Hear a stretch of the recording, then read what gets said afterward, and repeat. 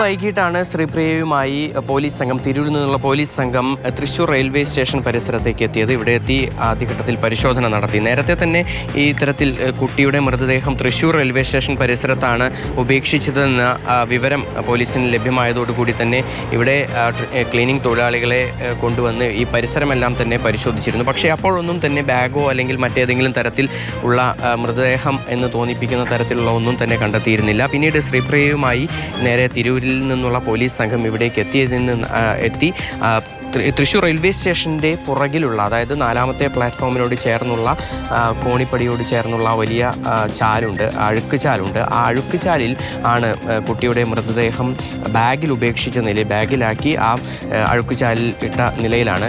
അഴുക്കുചാലിൽ നിന്ന് വലിയ തോതിൽ ദുർഗന്ധം സാധാരണഗതിയിൽ തന്നെ വമിക്കാറുണ്ട്. അതിനാൽ തന്നെ ആളുകൾക്കൊന്നും തന്നെ വലിയ ഇത്തരത്തിലുള്ള ദുർഗന്ധം ഉണ്ടായപ്പോഴൊന്നും തന്നെ സംശയം തോന്നിയിരിക്കാൻ സാധ്യതയില്ല എന്നാണ് പോലീസ് കണക്കാക്കുന്നത്. അതുകൊണ്ടായിരിക്കാം ഇത് ശ്രദ്ധയിൽപ്പെടാതിരുന്നതെന്നും കണക്കാക്കുന്നു. എന്തായാലും ഈ ഭാഗത്തു നിന്നാണ് മൃതദേഹം കണ്ടെത്തിയത്. ഇതിന് തൊട്ടടുത്തുള്ള അഴുക്കുചാലിൽ നിന്ന് മൃതദേഹം കണ്ടെത്തുകയും അത് പുറത്തെടുക്കുകയും ചെയ്തു. നിലവിൽ ശ്രീപ്രിയയുമായി എത്തിയ ശേഷമാണ് ഇത്തരത്തിൽ ഈ കാര്യങ്ങളെല്ലാം തന്നെ വ്യക്തത വരുന്നത്. ഇവർ നേരത്തെ തൃശ്ശൂരിൽ താമസിച്ചിരുന്നു എന്നാണ് വ്യക്തമാകുന്നത്. അങ്ങനെ ആ ഒരു സമയത്ത് ഈ പ്രദേശങ്ങളെല്ലാം തന്നെ അറിയാമായിരുന്നു. അങ്ങനെയാണ് ഇവിടെ ഈ മൃതദേഹം ഉപേക്ഷിച്ചതെന്നാണ് കണക്കാക്കുന്നത്. എന്തായാലും ഈ മൃതദേഹം ഇപ്പോൾ നിലവിൽ ആംബുലൻസിലേക്ക് മാറ്റിയിട്ടുണ്ട്. ഇനിയിപ്പോൾ ഇൻക്വസ്റ്റ് നടപടികളും പോസ്റ്റ്മോർട്ടം നടപടികളും എല്ലാം തന്നെ പൂർത്തിയാക്കണം.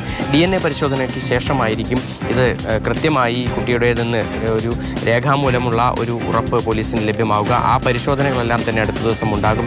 ഇനി തുടർ നടപടികളെല്ലാം തന്നെ തിരൂർ പോലീസ് ആയിരിക്കും നടത്തുക. എന്തായാലും ഈ ഒരു കുഞ്ഞിനെ കാണാതായതുമായി ബന്ധപ്പെട്ട് കുഞ്ഞിൻ്റെ അച്ഛൻ വീട്ടിലേക്ക് എത്തിയപ്പോഴാണ് ഈ കുഞ്ഞിനെ കൊലപ്പെടുത്തിയെന്ന ഒരു വിവരം ലഭ്യമാകുന്നത്. കുഞ്ഞിൻ്റെ അച്ഛൻ തന്നെയാണ് ഈ മൊഴി പോലീസിനോട് ഈ വിവരം നൽകുന്നതും. പിന്നീടാണ് ഇത്തരത്തിൽ ഈ മൃതദേഹവും തിരഞ്ഞുകൊണ്ട് പോലീസ് തൃശ്ശൂരിൽ എത്തിയിരിക്കുന്നത്.